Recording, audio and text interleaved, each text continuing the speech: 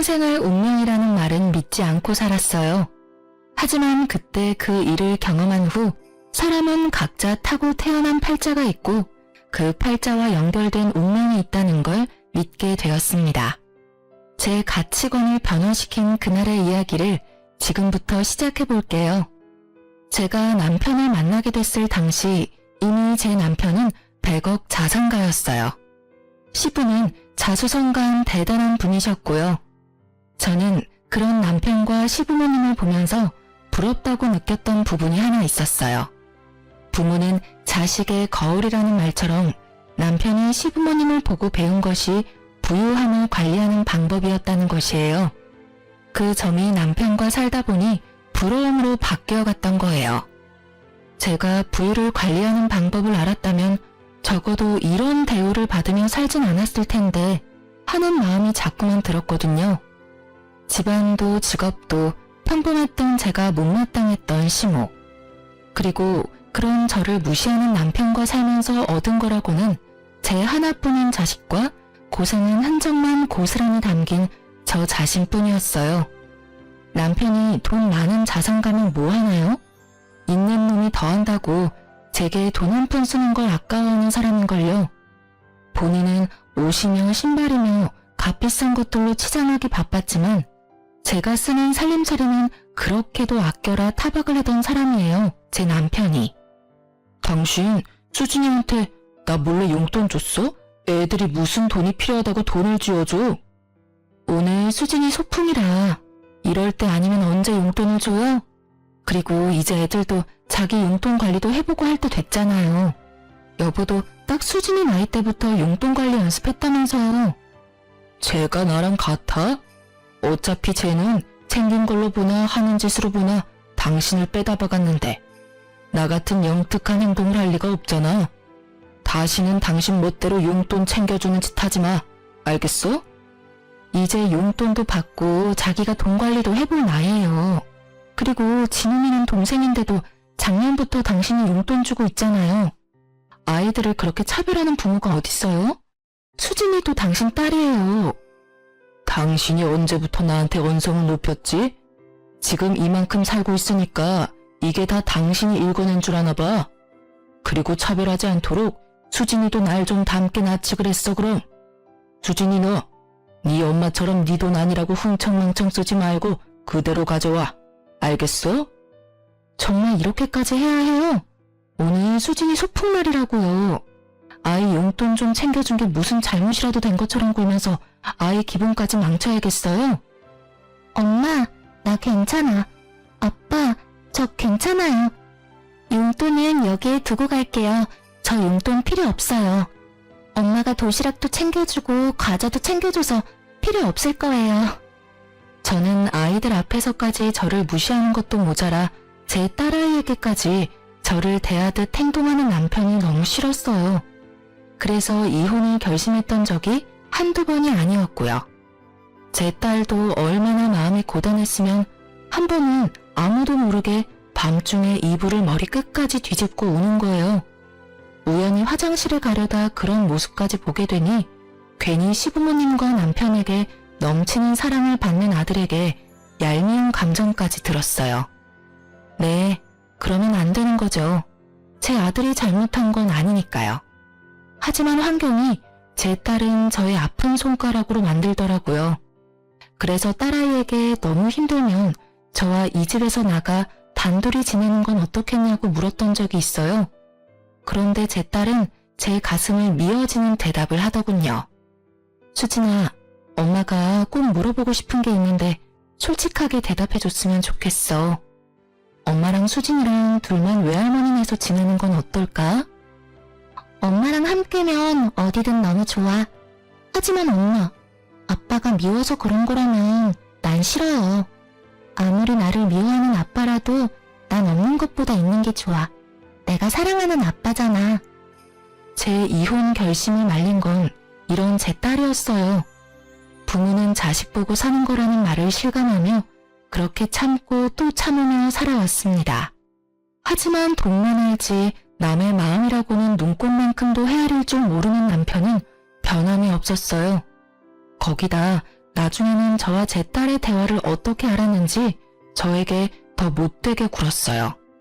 이렇게 모진 남편과 살면서 주변 사람들에게 들은 말이라곤 시댁과 남편 얼굴에 먹칠하는 여자였네요. 그래도 하늘이 조금은 도왔다고 생각해요. 제가 느낀 저의 인생 시간이 빠르게 흘렀으니까요.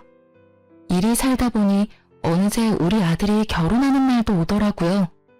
며느리도 예쁜 외모만큼이나 싹싹하고 성격이 좋아 제 마음에 꼭 들었어요. 어쩌면 그래서 결혼 전에 더욱 걱정이 되었던 걸지도요. 거기다 여자라면 무시만 하는 줄 알았던 남편도 며느리 사랑은 시아버지라는 말을 증명이라도 하듯 며느리를 정말 예뻐했어요. 저는 그런 남편의 태도가 의아했지만 그래도 남의 귀한 자식이 천대받는 것보다 예쁨 받는 게 좋은 거니 다행이다 여기며 지냈어요. 그런데 남편이 저를 대하는 태도가 여전해서였을까요? 해가 갈수록 그 싹싹하던 며느리도 저를 대하는 태도가 변해갔습니다. 하루는 연차를 내서 쉬는 날이라며 며느리가 집에 찾아왔었어요. 아들은 바빠서 자기와 시간 보낼 틈이 없다면서요. 남편이 좋아하는 곶감을 한가득 사서 왔고 남편은 입이 귀에 걸렸더군요. 참 웃긴 게 제가 무슨 이 집 식모라도 되는 듯 며느리는 자연스럽게 그 곶감 상자를 제게 쥐어주더라고요. 거기다 자기가 제 윗사람이라도 된 것처럼 제게 고개만 살짝 까딱이며 인사를 하곤 상자만 건넨 뒤 휑하니 거실에 앉아있는 남편에게 향했어요. 아버님, 식사는 하셨어요? 저는 시댁 올 생각에 밥 먹는 것도 까먹고 나온 거 있죠. 오는 길에 가볍게 요깃거리 한 게 전부니까 아버님이랑 저녁 식사까지 하고 가도 괜찮죠? 그럼 물론이지. 아가, 오늘은 뭐 먹고픈 것 없냐? 네 시엄마가 다른 건 몰라도 그래도 음식 솜씨 하나는 봐줄만 해. 먹고 싶은 게 있으면 시엄마한테 다 말해놔라. 아버님도 참 며느리가 돼서 어떻게 어머님께 요리해달라고 해요. 아무리 요즘은 허물없이 지내는 시어머니와 며느리가 많다고 해도 어머님께서 싫어하실지도 모르고요. 지금 네 시엄마 눈치를 보는 거냐? 네 시엄마가 나 몰래 눈치라도 주던? 이 옆에 내가 안 보는 곳에서는 내게 시집살이 시키냐? 어머님처럼 좋은 분께서 시집살이라뇨. 전혀 그런 거 아니에요. 저 먹고픈 거 생겼어요. 아버님께서 요즘 기운이 없으신 것 같으니까 어머님께 백숙 먹자고 하면 좋겠어요. 제가 말씀드리고 올게요. 며느리는 남편과 한참을 떠들더니 주방에서 곶감 정리를 막 마친 제게 왔어요. 그러고는 말투며 표정까지 싹 바꿔서는 지시하듯이 제게 말하는데 단전부터 화가 확 치밀어 올랐어요. 하지만 저는 애써 참으며 좋게 둘러 말했어요.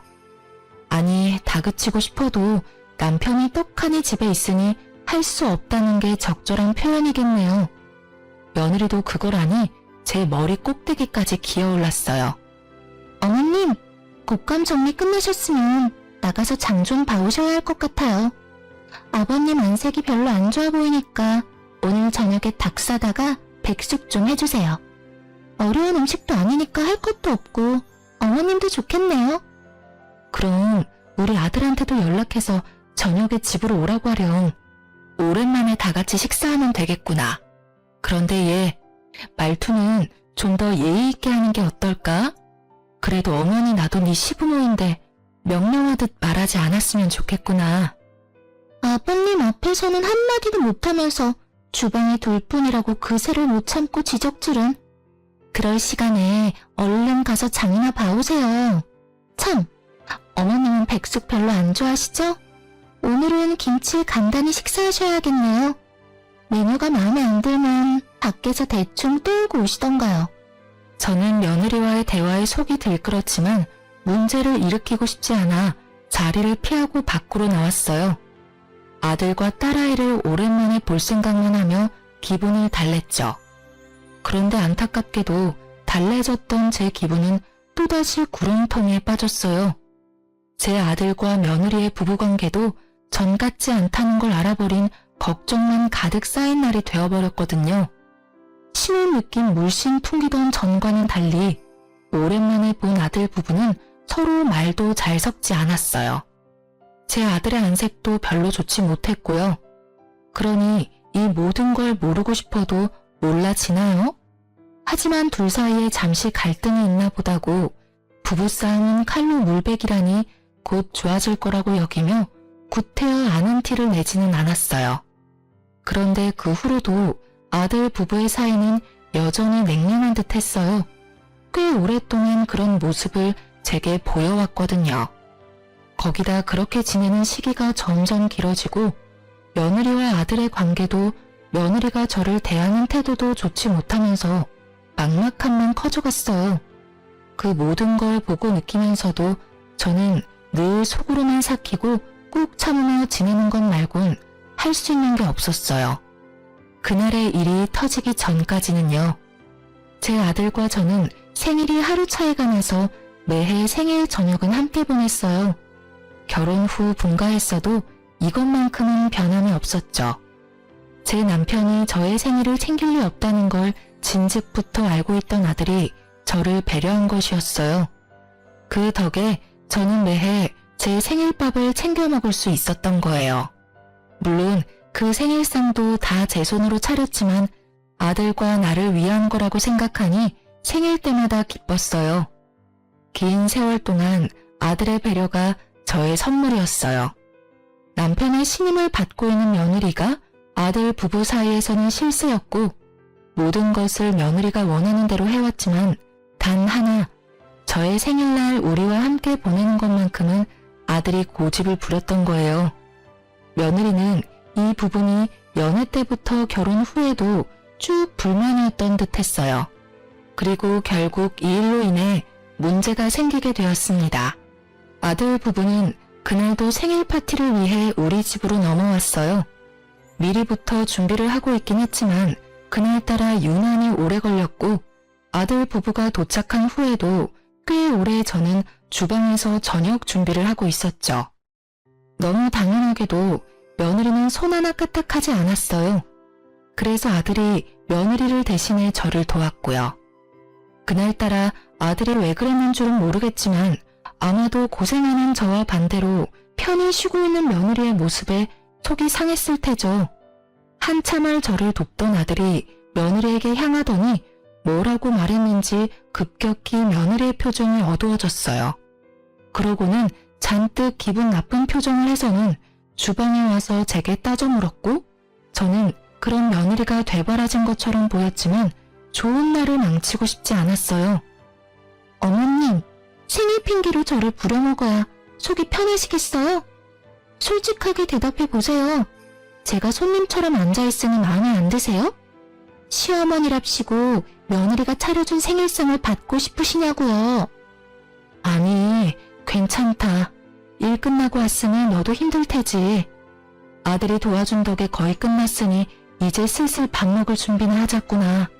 봐, 네 엄마도 내 도움이 필요 없다는데 왜 네가 난리야? 네가 시엄마야? 왜 네가 시집살이를 시키려고 드냐고 짜증나게. 너희 지금 내 앞에서 부부싸움이라도 할 요량인 거야? 아서라, 기분 좋은 날 그런 모습 보고 싶지 않아. 새아가, 기분 가라앉히고 쉬고 있으렴. 아들, 너도 너무 그러지 마. 엄마, 오늘은 이러면 안 되는 거잖아. 그동안 대우받고 지냈으면 감사할 줄 알고 도우려는 마음도 가져야 맞잖아.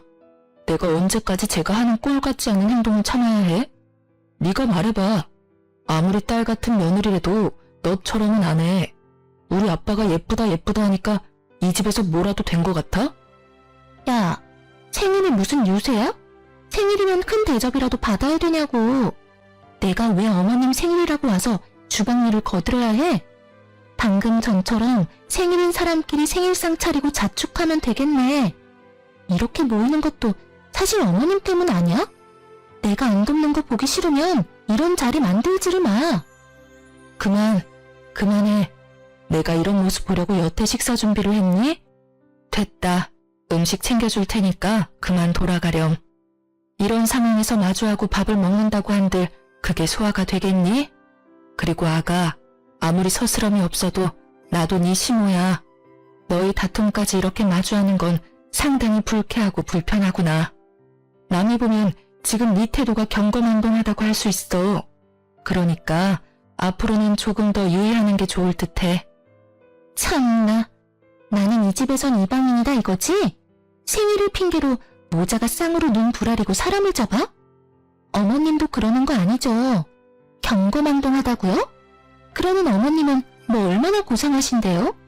이 집에서 기 한 번 제대로 못 펴고 살면서 기가 막히네.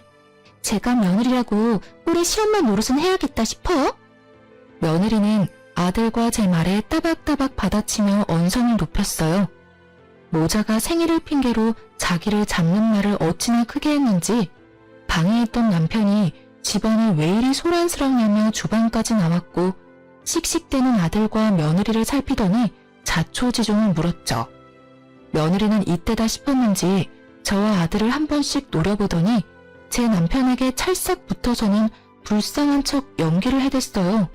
그 모습이 어찌나 황당하던지 기가 차서 말도 안 나오더라니까요. 저와 아들에게 바락바락 소리칠 때는 쌈딱이 따로 없더니 남편이 나오기가 무섭게 가련한 척은 다 하는데 배우였으면 상을 타도 여러 번 탔겠다 싶을 정도였어요. 눈물까지 훔치며 자기가 당해낼 재간이 없다고 하소연하는데 불려오도 그런 여우가 없다는 생각에 소름이 끼쳤어요. 아버님, 제가 뭘 그렇게 잘못했다고 이러는지. 남편도 어머님도 일 끝나고 와서 조금 숨 돌리는 저더러 주방 일을 돕지 않는다며 역정을 부리니 제가 속수무책으로 당해낼 수밖에 없는 거 아닌가요? 이게 다 무슨 소리야? 당신 새아가 시집살이라도 시키려고 들었어? 당신 생일이라고 일 끝나고 온 힘든 애를 부려먹었냐고. 생일이 뭐 대수라고 어린 자식들까지 죄다 불러 모아서 이사다를 내? 어른이면 어른다운 태도를 갖춰야지 그 나이 먹도록 싸구려 같은 행동을 못 고쳐? 아버지, 엄마한테 말하는 투 좀 조심하세요. 엄마가 저희를 부른 게 아니라 제가 함께 보내고 싶어서 아내와 함께 온 거죠. 언제까지 엄마를 그렇게 무시하실 거예요? 그리고 아무리 제 아내라도 잘못된 건 바로 잡아야죠. 아버지께서 매번 이런 식으로 제 아내를 감싸니 못된 행동을 해놓고도 기고만장한 거잖아요. 오죽하면 제가 나서서 엄마를 도와요. 오죽하면. 시끄럽다. 어디 자식이 부모를 가르치려 들어? 네 엄마라고 편드는 꼴이라니. 그리고 사내 자식이 여자애처럼 주방이나 들락거려?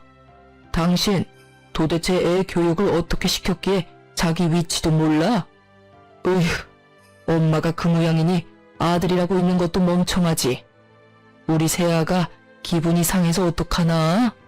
저 답답한 인간들은 두고 우리끼리 나가서 외식이라도 하는 거 어떠냐? 어서 가자. 우리 새아가 배도 고플 텐데 지체할 시간 없다. 어서 가자꾸나. 남편은 며느리의 기분을 망친 우리는 알아서 하라며 며느리만 데리고 외식을 갔어요. 며느리는 자기가 이겼다는 듯 웃음 띤 얼굴로 저와 아들을 보고 웃더군요. 그 모습에 처음으로 이가 바득바득 갈리더라고요. 아들은 제게 생일날을 망쳐 미안하다고 사과하는데 저는 그런 아들에게 이렇게 만들길 잘했다고 했네요. 앞으로는 참고만 있진 않겠다고 우리끼리라도 생일 파티를 하자고 아들을 다독였어요. 그렇게 저희가 식사를 마친 뒤 뒷정리를 하고 있는데 남편과 며느리가 고기 냄새를 풀풀 풍기며 들어왔어요. 그 냄새만 맡아도 어찌나 화가 나는지 결국 저는 굵은 소금을 한 바가지 퍼서 곧장 현관에가 남편과 며느리를 향해 마구 뿌려댄 뒤 그 인간들한테 엄포를 놓았어요. 이 사리분별도 못하는 인간아. 내가 30년 넘게 당신 비위 맞추고 살았으면 적당히 해야 할 거 아니야. 앞으로 한 번만 더 아이들 앞에서 나 무시하는 행동 하기만 해. 그땐 이 소금으로 안 끝날 줄 알아. 그리고 얘, 너도 여우짓 하는 거 한 번만 더 내 눈에 띄면 가만 안 둘 테니까 그런 줄 알아라. 더는 예전처럼 좋은 게 좋은 거라고 생각하면서 웃어 넘길 일 없으니까. 앞으로는 며느리면 며느리답게 처신 똑바로 하렴. 알겠니? 어이, 이 요팬내가 미쳤나? 나이 먹더니 노망이라도 났냐? 감히 나한테 지금 뭐 하는 짓이야? 자식들 앞에서 이런 쪽을 줘?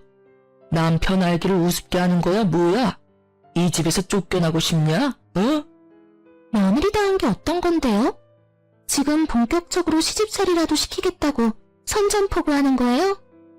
괜찮다더니 순 거짓말이셨던 거네요. 남의 집 귀한 자식이라더니 부려먹을 생각부터 하시는 건가요? 저 너무 서운해요. 그동안 제가 잘은 못했어도 처신 용날 정도는 아니었잖아요. 아닌가요? 며느리 부려먹을 생각 말고 당신 처신이나 잘해. 개념 없고 멍청해도 정도껏 해야지. 어디 남편한테 소금을 뿌리게. 그것도 자식들 다 보고 있는 앞에서 말이야. 한 번만 더 기어오르려고 들면 이 집에 발도 못 붙일 줄 알아. 남편은 또다시 며느리 편에 서서 저를 무시했어요. 평생을 제 목소리 한번 크게 내본 적 없던 저인데 돌연 제가 큰 소리 좀 낸다고 누가 겁을 먹겠어요. 결국 아들이 다시 나섰고 남편이야 옛날부터 자기가 이 집의 왕인형 살던 인간이라 태도를 달리하지 않았지만 며느리는 아들 눈치가 조금은 보였는지 그 뒤로는 아무 말도 하지 않았어요. 저는 며느리와 아들에게 앞으로는 집에 자주 찾아올 필요 없다고 생일도 앞으로는 같이 보내지 않기로 선을 그은 뒤 돌려보냈죠. 그런데 그 후로 저와 남편의 관계는 남보다 못한 사이로 갈라진 반면 며느리와 남편 사이는 애틋해 보일 만큼 좋아졌어요. 아들 눈치를 보며 며느리는 조금 조심하는 듯 했지만 얼마 가지 않았죠. 되려 남편이 며느리 길을 살려주느라 저를 홀대한 탓에 며느리는 전보다 더 자주 우리 집에 찾아왔고 나중에는 며느리가 제 머리 꼭대기에 앉아 마치 자기가 제 시모라도 된 듯 집안을 휘두르려고 했습니다. 그래서 저는 며느리가 집에만 찾아오면 밖으로 나가버렸어요. 한 공간에 있으면 제가 며느리에게 쓴소리 좀 할라치면 남편이 저를 쥐잡듯이 잡는 통에 되려 며느리만 더 기고만장해졌거든요. 그런 꼴을 계속 마주하느니 제가 그 자리를 피하기로 한 거예요. 그렇게 지내던 어느 날 며느리가 제게 전화를 해왔어요. 아주 살가운 목소리로 말하는데 어찌나 당혹스럽던지. 네가 내게 어쩐 일로 전화를 다 했니? 안부 연락을 한 번 안 하면서 말이야. 어머님도 참. 대신 제가 자주 찾아뵙잖아요. 오늘 연락드린 건 요즘 남편이 일이 고단한지 힘이 없어서요. 제가 요리하는 음식은 먹는 둥 마는 둥이라 걱정이 되네요. 어머님께서 남편 좋아하는 음식 몇 가지만 좀 해주시면 안 될까요? 하시는 김에 잡채랑 이것저것 챙겨주시면 더 좋고요. 죄송해요. 제가 요리 솜씨가 없어서 많이 부족해요. 제 아들이 힘이 없다는데 그 말을 듣고 싫다고 할 부모가 있을까요? 며느리 입으로 들어가는 거라면 나 몰라라 하겠지만 제 아들을 위한 거니 저는 통화를 마치자마자 한가득 장을 봐 음식을 했어요. 그리고 다음날 저는 만들 찬들을 챙겨 며느리 집으로 향했어요. 며느리가 전날 통화 당시 둘 다 일 때문에 바빠 낮에 집에 없으니 문을 열고 들어가라고 도어락 암호까지 친히 알려줬거든요.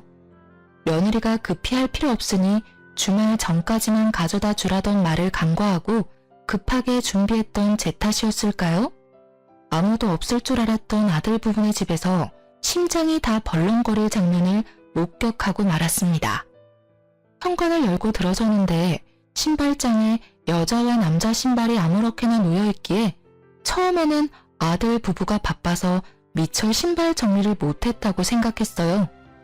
그런데 안으로 들어서자 화장실 앞에 옷가지들이 널브러져 있는 겁니다. 거기다 화장실 안에 있는 여자와 남자의 목소리가 밖으로 새어나왔죠. 저는 아들 부부가 휴가를 냈나 싶었어요. 아들과 며느리 사이가 다시 좋아졌나 싶어 혹시나 오붓한 시간을 방해라도 하게 될까봐 얼른 반찬만 냉장고에 넣어주고 가려고 빠르게 움직였어요. 그런데 간간히 들리는 남자의 목소리가 낯설게만 느껴지는 거예요. 쎄한 기분을 감출 길이 없어 혹시나 하는 마음에 아들이 받지 못하는 상황이라고 생각을 하면서도 작은 방에 들어가 아들 번호로 전화를 걸었어요. 하지만 신호가 얼마 가지 않아 아들이 전화를 받는 거 아니겠어요? 심지어 아들네 집에서 전화벨도 울리지 않았고요. 저는 명확히 확인하기 위해 아들에게 혹시 집에 있느냐고 물었고 아들은 이 시간에 어떻게 집이겠냐며 호탕히 웃으며 일하는 중이라는 거예요. 그때부터 제 손은 바들바들 떨려왔어요. 아들에게는 구태여 내색하지 않고 알겠다고 말한 뒤 전화를 끊었는데 그때 화장실 문이 벌컥 열리더니 안에 있던 여자와 남자가 나와 안방으로 들어가는 소리가 들렸어요. 사람이 참 이상하죠? 왜 그런 상황이 생기면 보고 싶지 않은데도 몸이 마음처럼 움직이질 않는 건지 뭐에 홀리기라도 한 듯 저는 그들이 들어간 안방으로 향했고 정신 나간 사람처럼 그것들의 모습을 마구 찍어댔어요. 제 등장에 며느리와 낯선 남자는 잠시 놀란 듯 싶었지만 역으로 저를 주거 침입자 취급을 하더라니까요. 저는 며느리의 뻔뻔함에 눈이 뒤집혀 머리채를 잡고 난리를 쳤어요. 내 아들 걱정하는 척은 다 하더니 감히 내 아들 집에 낯선 인간을 집에 들여? 네가 이러고도 인간이냐? 인간이냐고! 내 남편 앞에서 쇼할 때 알아봤어야 했는데 이 불려시 같은 게 감히 외간 남자랑 바람을 펴? 이 버러지만도 못한 거사 당장 이 집에서 나가라고! 에? 이거 안 나요? 나 놓으라고! 내가 바람을 피든 말든 당신이 무슨 상관이야? 여긴 내 집이기도 하거든? 그런데 내가 왜 나가야 하는데? 당신이나 나가. 이거 놓고 당장 나가요? 이 뻔뻔한 계집애가 넌 오늘 볼장 다 본 줄 알아? 이런 행실을 걸려놓고도 네가 무사할 줄 알아? 어머님이 뭘 어쩔 수 있는데요? 힘도 없으면서 나서봤자 뭐가 바뀔 줄 알아요? 그냥 서로 못 본 척하고 지내요. 어머님께서 아무리 난리쳐도 아무한테도 안 먹힌다는 거 몰라요? 아버님이 어머님 말을 믿을 것 같아요? 제 말 몇 마디면 끝일 거 서로 힘 빼지 말자고요. 저는 뻔뻔한 며느리의 언행에 곧장 아들에게 연락해 당장 집으로 오라고 소리쳤어요. 며느리는 서로 못 본 척 지내자는 말을 귓등으로도 듣지 않고 아들에게 연락한 게 화가 났던 건지 갑자기 제게 마구 손을 댔습니다. 그렇게 저와 며느리는 육탄전을 벌이게 되었고 낯선 남자는 그 틈을 타 불이 나게 도망을 갔어요. 그렇게 30분쯤 흘렀을까요? 제 아들이 도착했고 저는 며느리의 외도 사실을 털어놓고 제가 찍은 사진들까지 아들에게 보여주면서 당장 이 집에서 며느리를 내쫓으라고 노발대발을 했어요. 이게 다 무슨 말이야? 이 사진 속 남자는 도대체 누군데? 진짜 바람이라도 폈다는 거야? 당신이 말해봐. 엄마 말이 다 사실이야? 저것이 말을 하고 말고가 뭐가 중요해. 내가 둘이 엉켜있는 걸 두 눈으로 봤고 저것이 나더러 못 본 척하고 지내자는 말까지 했어. 그럼 인정한 거나 다름없는 거지. 어머님, 제발 좀 말 보태지 마세요. 가정 파탄 내는 게 목적인 게 아니시라면요. 댁으로 돌아가세요. 제가 남편과 직접 이야기할 테니까 일 키우지 마시라고요. 당신이야말로 수작 부리지 말고 이 사진 속 여자가 진짜 네가 맞는지만 대답해. 이 집에 다른 남자 끌어들인 게 사실이냐고. 진짜 이 모자가 끝까지 배려라고는 없네. 그래, 내가 다른 남자 끌어들였고 그걸 어머님이 봤어. 됐니? 그 사진 속 여자는 내가 맞고 남자는 내가 요즘 만나는 사람이야. 당신과 내가 부부이긴 하니? 우리가 살맛대고 안 지낸 지 몇 년이야. 그런데 어떤 여자가 바람이 안 나니? 내가 바람이 난 건 다 당신 때문이라고. 어떤 이유에서든 바람은 용납되지 못해. 넌 정말 사람도 아니다. 나가. 당장 내 아들 집에서 나가라고. 다시는 이 집에 얼씬도 하지 마라. 며느리는 제게 자기 가정을 파탄낸 파탄자라는 욕설을 뱉고는 집을 나갔어요. 그날 이후 제 아들은 한참을 힘들어했어요. 아들은 괜찮다고 하지만 제 아들이 힘들어하는 모습을 보고 있자니 제가 큰 잘못이라도 한 것만 같았어요. 며느리의 말대로 어쩌면 제가 아들의 가정을 파탄낸 게 맞는지도 모르겠다는 생각이 자꾸만 들었거든요. 아들은 조금 진정된 뒤에 며느리를 상대로 이혼 소송을 걸었어요. 남편도 이 사실을 알고 제가 아들네 가정을 망쳤다며 부모도 아니라고 저를 괴롭혀댔어요. 거기다 아들과 며느리의 이혼 사실을 알게 된 후 남편은 밖에서 지내는 시간이 많아졌어요. 저는 며느리를 만나러 다니는 것은 아닌가 하는 생각이 자꾸만 들었죠. 예뻐했고 둘의 사이가 좋았던 만큼 연락이라도 하고 있는 건 아닌가 하고요. 그래서 하루는 남편의 뒤를 캐보기로 마음먹고 남편 몰래 뒤를 따랐죠. 그리고 곧 남편이 밖에서 만나던 사람이 누군지 확인하는 순간 저는 뒤로 까무러칠 뻔했습니다. 남편이 며느리의 불륜남과 며느리까지 끼고 셋이서 무슨 가족이라도 된 듯 하하호호 웃으며 식사를 하고 있는 거 아니겠어요? 처음엔 납득이 가지 않아 머리가 새하얘졌어요. 하지만 곧 정신을 차리고 저는 그 자리에 쳐들어갔고 남편은 저를 보고 기함했어요. 당신 여기서 지금 저것들이랑 뭐해? 설마 며느리가 바람피고 있다는 사실을 알면서도 모른 척 지냈던 거야? 당신이 도대체 왜 내 아들을 상처 준 저것들이랑 같이 밥을 먹고 있는 건데? 당신이 여긴 어떻게 알고 왔어? 일단 여기서 이럴 게 아니라 집에 가서 얘기해. 내가 자초지종을 다 설명할 테니까. 가긴 어딜 가. 당신 머리가 어떻게 된 거 아니야? 아무리 며느리가 예쁘다고 해도 네 자식 상처 준 쓰레기 같은 것이랑 웃으며 밥을 먹어? 그것도 불륜남이랑 같이? 여기서 딱 말해. 어떻게 된 건지 저것들 앞에서 말하라고. 내가 무슨 말을 해도 아무도 안 믿을 거라고 자신 있게 말하더니 다 이런 이유 때문이었구나. 믿는 구석이 당신이었던 거야. 그렇지?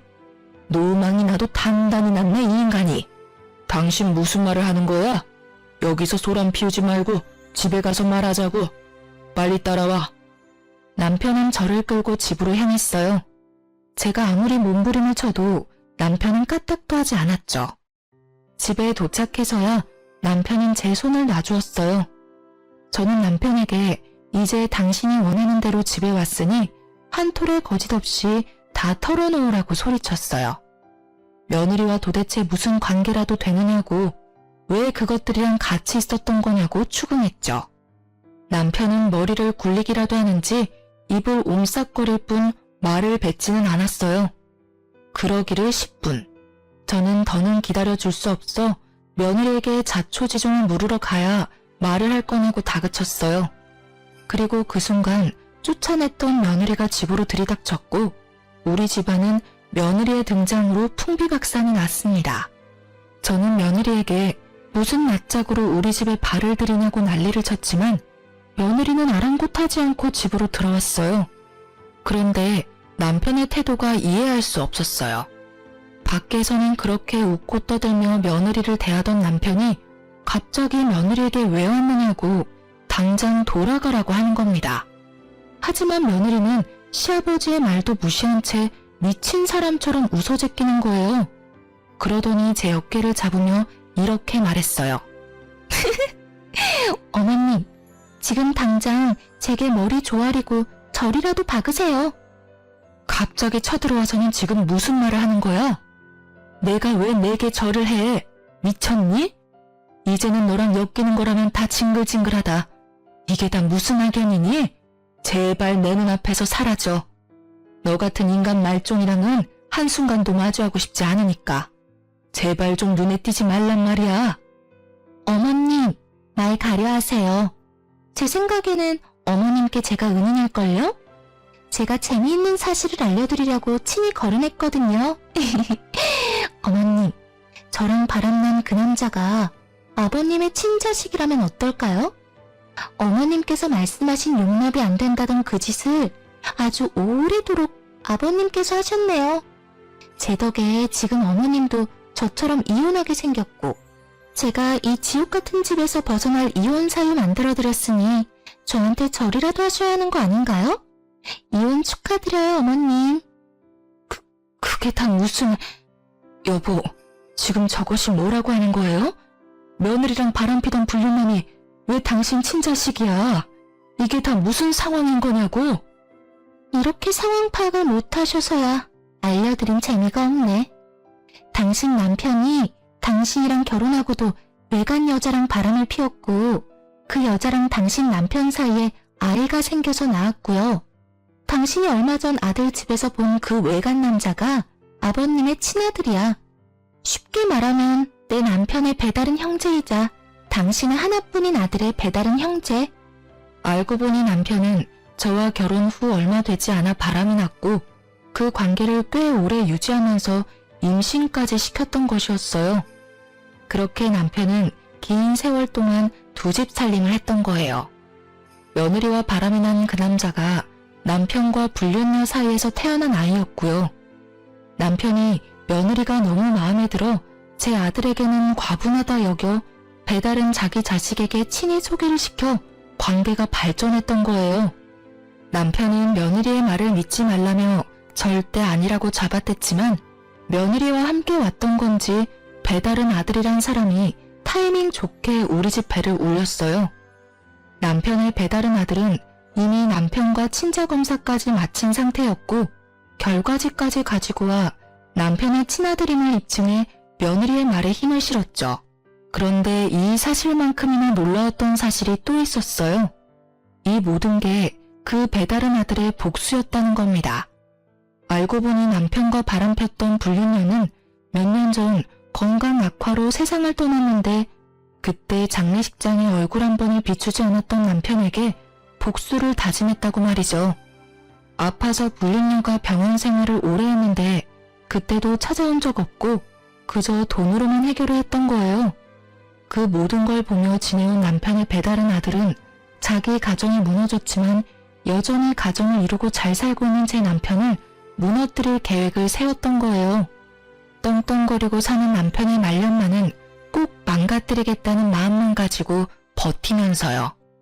그런데 때마침 남편이 며느리를 소개해줬고 그때를 기회로 삼아 복수의 계획을 세웠어요. 그러다 며느리와 눈이 맞아 사랑을 나누는 사이가 되어 며느리는 자신이 사랑하는 그 배다른 아들의 뜻을 따라 도와주게 된 거였어요. 저는 이 모든 사실을 알자마자 남편을 상대로 이혼 소송을 했습니다. 며느리에게도 다시는 악연이든 필연이든 얽히지 말고 살자고 엄포를 놓았고요. 제 이혼 소송은 긴 여정과도 같았어요. 돈 많고 빽 많은 전 남편을 상대하기란 너무도 어려웠죠. 하지만 결론적으로 제가 승소하게 되었습니다. 제 아들의 이혼도 며느리가 바람을 인정하면서 합의를 통해 쉽게 정리할 수 있었어요. 전 남편은 제게 자기 재산을 나누는 것이 아까워 어떻게든 한 푼이라도 안 주려고 기를 썼어요. 그러나 전 남편으로 인한 이혼 사유 덕에 전 남편의 바람은 물거품이 되어 재산은 물론 위자료까지 모두 챙길 수 있었네요. 저는 이혼 후 아이들과 살림을 합쳐 함께 지내기 시작했어요. 늦은 나이긴 해도 사회생활도 시작해 나만을 위한 시간을 보내고 있었죠. 그러던 어느 날 전 남편이 난무한 행색으로 찾아왔어요. 처음엔 너무 볼품없는 차림이라 전 남편인 줄 모르고 수상한 사람이라고 오해해 신고까지 했어요. 경찰서에 가서 전 남편의 진변을 확인한 후에야 알아차릴 수 있었어요. 그런데 전 남편이 저를 찾아온 이유가 너무도 황당했습니다. 당신은 아주 멀끔히 잘 사나 보네. 이혼하고 나서 얼굴도 덮이고 말이야. 어디 다른 살림이라도 차린 건 아닌가 보지? 애들이랑 같이 지내는 거 보면. 그게 당신이랑 무슨 상관이야. 당신이야말로 어떻게 살면 그런 거짓골을 할 수 있어? 얼른 돌아가. 그리고 그런 몰골로 여기 기웃대지 마. 아이들이 보기라도 하면 어떻게 생각하겠어? 내가 이렇게 된 건 다 당신 때문이잖아. 당신이 법적으로 내 아내였다는 이유 하나로 내 재산까지 쓸어간 탓에 내가 이렇게 된 거라고. 당신은 그 많은 돈을 받아갈 자격이 없어. 내 입장에서는 갈치와 다를 바가 없다고. 그러니까 그 돈 돌려줘. 정 못 주겠으면 위자료로 타간 돈이라도 내놔. 당신 진짜 끝까지 구질구질하게 왜 이래? 진짜 넌 인간 되려면 멀었다 멀었어. 다신 찾아오지 마. 또다시 법정에서 다투고 싶은 거 아니면 썩 꺼지라고. 나 네가 그 돈 안 주면 절대 못 가. 우리 아들 이혼하고 혼자 돼서 먹고 살기 편할 텐데 그쪽으로 붙어서 돈 좀 뜯어내야 하나? 우리 아들 요즘 좀 살만하지? 아니면 내 딸한테 돈 좀 꿔볼까? 그간 키워준 은혜가 있는데 이것들이 나 몰라라 하겠어? 선 넘지 마. 너 돈 많고 빽 많던 그때 네가 아니야. 지금 네 꼴을 봐. 거지보다 더 거지 같은 네 모습을 보라고. 우리 애들이 너처럼 멍청한 줄 아니? 어디 할 수 있으면 한번 해봐. 우리 애들이 너한테 10원 하나 주는지 말이야. 쥐뿔도 없는 게 여전히 네가 뭐라도 된 줄 아나 본데. 정신 차려. 나이 먹고 추하게 늙지 말고. 전 남편은 자기 재산 다 잃고 제게 돈 달라고 찾아왔던 거였어요. 며느리와 배다른 아들에게 뒤통수 맞고 저희에게도 버림받은 전 남편은 남는 건 돈밖에 없었고 무료한 생활을 돈놀이를 하며 지냈어요. 결국 그 많던 재산을 다 잃고 시댁에서도 내쳐져 제게 손 벌리려고 제 집 주변을 기웃대다가 사달이 난 거죠. 뻔뻔하게 아이들한테까지 손 벌리려는 전 남편의 태도가 기가 막혔어요. 저는 더 들어줄 것도 없다는 생각에 이전 시모에게 전화를 걸어 거짓골로 찾아온 당신네 아들 눈꼴 산후 못 보겠으니 주워가라고 했어요. 전 남편은 제가 이전 시모에게 연락한 게 마음에 안 들었는지 못되게 굴며 제게 돈을 내놓으라며 협박을 하더군요. 야, 네가 나랑 이혼했다고 뭐라도 된 것 같냐? 나한테 벗어났다고 생각하면 오산이야. 네가 돈 주기 전엔 난 계속 너고 애들이고 찾아와서 깽판이라도 칠 생각이니까. 그러니까 그런 꼴 마주하고 싶지 않으면 당장 돈 보내. 당장 내 돈 내놓으라고, 내 돈. 네가 그러면 내가 전처럼 무서워할 줄 알고? 어디 한번 깽판 쳐봐. 새고랑 차고 싶으면 말이야. 한 번만 더 찾아왔단 봐. 나도 더는 가만히 있진 않을 거니깐. 저는 전 남편을 더는 상대하고 싶지 않아 또 찾아와 돈을 요구하면 법정에서 만날 줄 알라고 엄포를 놓은 뒤 돌아왔어요. 하지만 그 뒤로도 몇 차례나 연락이 왔고 나중에는 우는 소리하며 제발 지낼 곳만이라도 마련해달라고 애원했지만 저는 들은 척도 하지 않았어요. 그 무렵 이전 시댁에서까지 제게 전 남편을 사람처럼만 살게 도와달라 연락이 왔어요. 예, 우리 아들 좀 살려주렴. 제발 내 아들 사람처럼만 살게 도와주면 안 되겠니? 너도 우리 애가 지금 어떻게 지내는지 알잖아. 오래 산정이 있는데 그런 모습을 보고도 가엾지 않니? 부탁이다. 우리 아들 좀 받아줘. 자꾸 제게 신뢰를 범하지 마세요. 이미 이혼했고 제가 그동안 남편과 살면서 어떤 대우 받으면서 어떻게 참아가며 살았는지 다 아시잖아요. 제가 그 꼴을 왜 또 해요? 제가 우스워서 몇십 년을 바람 피우면서 두 집 살림한 인간이에요. 그런데 제가 무슨 자선단체도 아니고 불쌍해졌다고 거둬야 하나요? 어머님 자식, 어머님께서 끝까지 책임지세요. 그것이 우리 집 재산까지 죄다 손을 대서 나도 더는 도와줄 형편이 못 돼서 그래. 그리고 다 늙어서 저렇게 망한 채로 살 수는 없지 않니? 내가 다 미안하다. 네가 좋은 사람이라는 걸 미처 몰랐어. 우리가 사람 보는 눈이 없었던 게지. 내가 이리 사과하마. 너희 다시 합치면 다시는 내게 못나게 굴지 못하도록 내가 다 단속하마. 그러니 제발 너 그러이 봐주면 안 되겠니? 이래서 있을 때 잘하라는 말이 있나 보네요. 너그러이 봐줄 수 없고요. 저도 이제 제 인생을 살아야죠. 결혼 생활 내내 남편에게만 맞추며 저라는 사람은 없이 살았어요. 그때 단속하지 그러셨어요. 그리고 어머님, 뻔뻔하게 그만 연락하세요. 제가 무슨 쓰레기통인가요? 결혼 생활 내내 뒤로 다른 여자 품은 쓰레기를 제가 왜 다시 걷어요?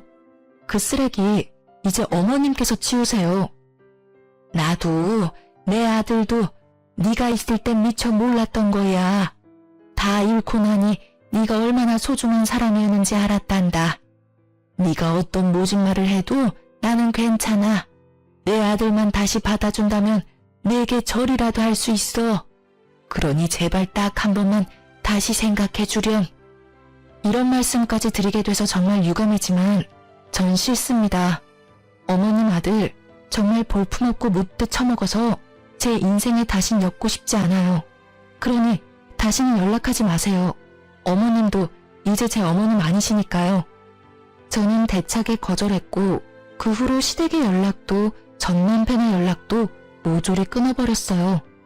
제 아이들에게도 도움되지 않을 연락이니 아빠에 대한 연민이 있어 받아주고 싶은 게 아니라면 되도록 연락을 자제하라고 당부했죠. 그 뒤로는 그 어느 접점도 없었어요. 간혹 아이들에게 연락해온 것 같기는 하지만 아이들은 저를 배려해 이야기하지 않았어요. 그렇게 과거의 제 올가미와도 같은 인간들을 끊어내니 그제야 모든 것이 끝났다는 실감이 났어요.